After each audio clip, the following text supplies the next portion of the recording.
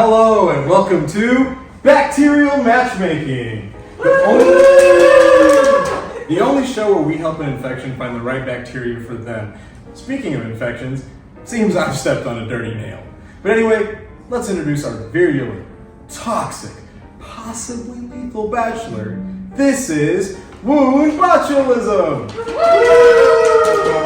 Now, are you ready to find your bacteria? Yeah, and what do you have in your mind like? Now, why don't you tell us a little bit about yourself and what you're looking for before we bring out your potential lovers? For sure. So, I'm really professional into traumatic injuries. I shouldn't really be saying this, but I'm also into IV drugs like heroin. Ooh. I also love the bacteria that exists in soils and aqueous sediments, and they have to be able to create spores and toxins. Sounds good. Well, let's see about those contestants. You guys can come on out.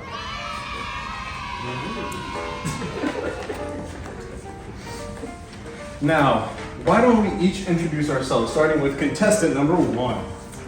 Hello, I'm Anthrax Bacillus, but if I had friends, they'd call me Anthrax. I like writing letters and going to the post office and playing in the mud. Sorry if I'm a little sad. No one likes to play with me. Maybe you can play with me? Well, that was a little strange. All right, moving on to contestant number 2. Hey baby, I'm the one and only Christian Yois de Facile, but you can call me C-Div.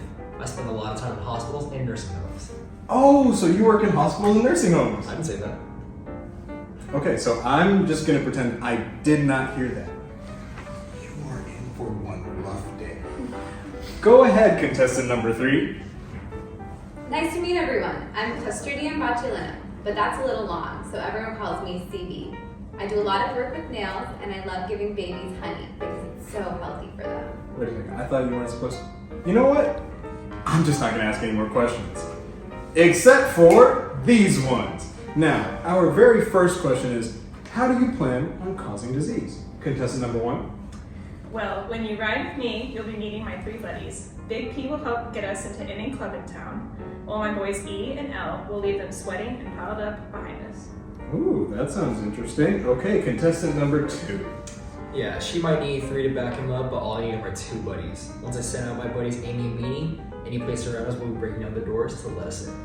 Staying on brand so far, I see contestant 2. Okay, contestant number 3. Hey sweetie, don't worry about those fellas, they're brutes. Me, I play a different game, a mental one. I'm making moves on the neurological level. Once I get involved, I leave them all weak from their head to their toes. Let's ask our lovely bachelor what they think about those answers. Honestly, the subtlety of these answers are pretty good. Can I hear more?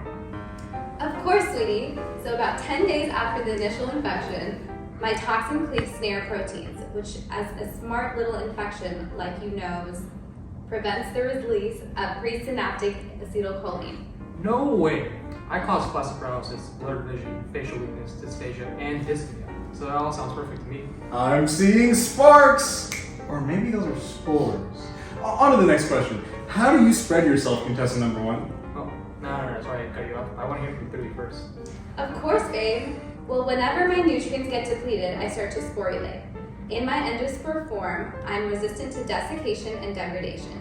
As a spore, I'm pretty harmless, but once I enter the body, usually through a traumatic injury like someone stepping on a nail, I can become my active bacterial form and start spreading my neurotoxin.